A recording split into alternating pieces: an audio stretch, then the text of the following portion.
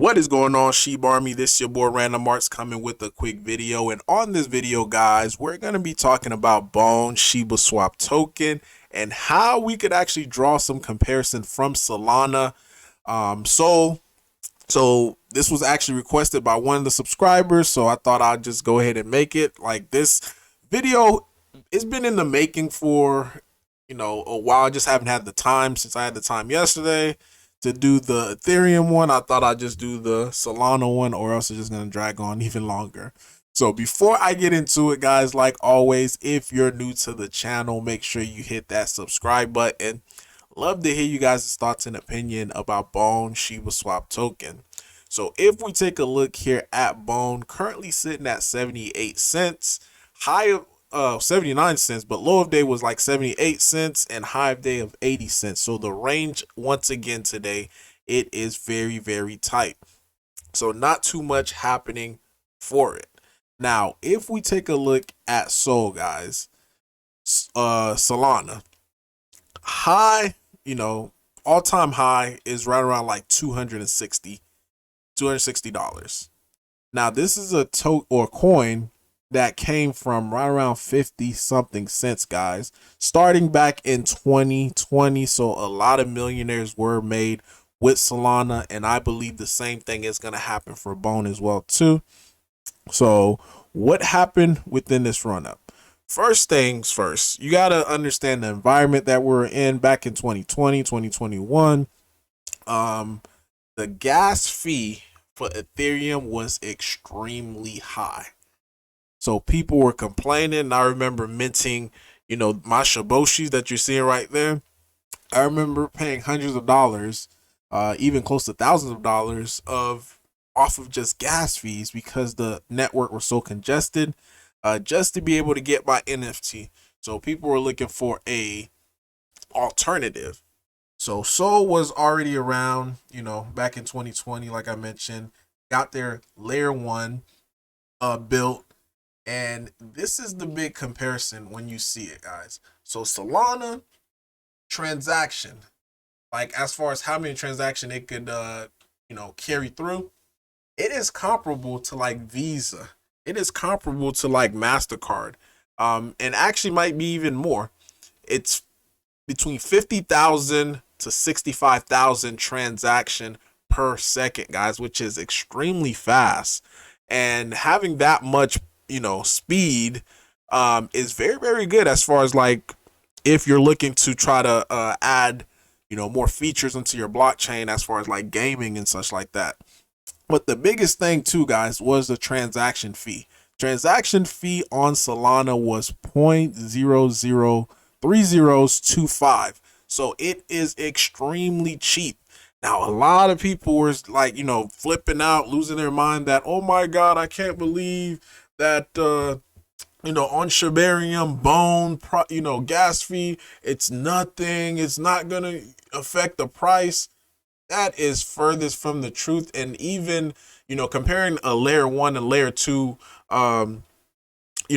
gas fees, it's totally separate as far as how it, how it operates. I've made videos about this already, so I'm not going to dive too deeply into it.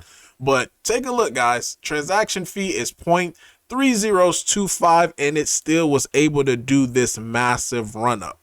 And to add on, to the insult of people not thinking that, Bone could get to, over $100, the circulating supply of Solana, as it speaks right now, is 396 million. So some people might say, their supply is constantly increasing. So I bet it wasn't that amount back when it reached that all-time high. So we're going to actually be able to take a look at the all-time high and the circulating supply in just a few. But I also just wanted to point this out to you guys. And this is why I want to, harp on it. Transaction fees is not a thing as far as to make a price of an asset goes up. Just because you have higher transaction fee or lower transaction fees, that part doesn't matter. Even BNB, like BNB, like it's a couple of cents just to be able to do transaction within their network. It's all about the volume, guys. Volume, I always say volume is king when any project The more and more volume that you have in your project, the better and better it's going to be. So for this run up right here, and here it is, it just volume started increasing. The right narrative was being pitched, for Solana, as far as it being the Ethereum killer, due to the fact that the speed is faster. They were saying it's secure at the time, as well as the fees. The fees was extremely low, so people were buying into this narrative, and hence volume started coming in, and boom, this asset started exploding.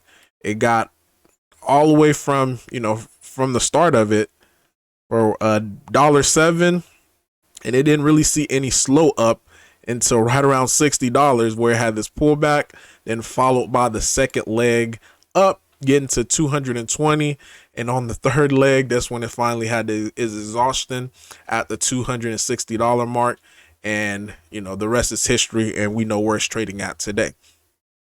So what is the narrative right now for Shibarium? I think the biggest narrative that we have going for right now is the fact that we are a part of the Shib community. We're a part of the Shib army. So Shiba Inu did that massive run up back in 2021, and people are always looking for the next Shib. People are looking for the next Shib, but the next Shib, in my opinion, is going to be Bone, as far as like how it's going to be talked amongst people.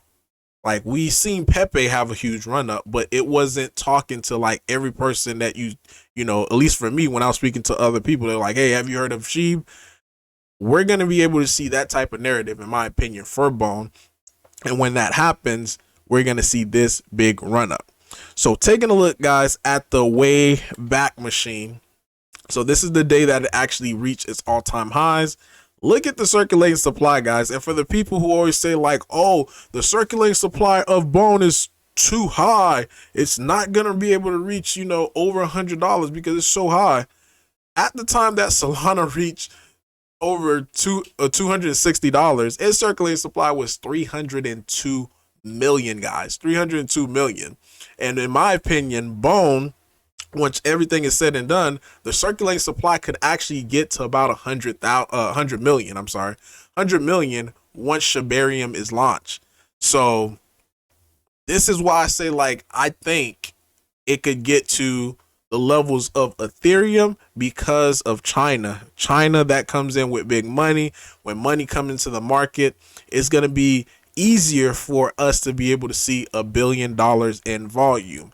And take a look at another thing too, guys. Historical data, according to CoinGecko, as far as like what was the daily volume that Solana was doing, it's not a big surprise, guys. It was doing over $1 billion per day. So with that type of money coming into an asset, guys, it is gonna make the price of it go parabolic.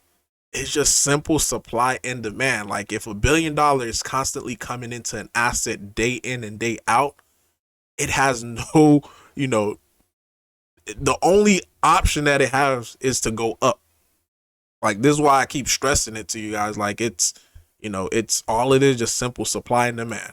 So super excited to see, and this is why I'm super bullish on Bone, because I see how this circulating supply is going to automatically get decreased once Shibarium is launched, once more project gets adapted into it, where, like I mentioned before, the layer 1 Bone, getting off of layer 1 and going into layer 2 is going to be the best thing that happened to Bone. And once we kick that in with the volume, then yes, guys, we could see, again, like I mentioned in yesterday's video, over or $1,000 or over, depending on how much of the circulating supply we have, and if we could constantly stay over $1 billion in volume.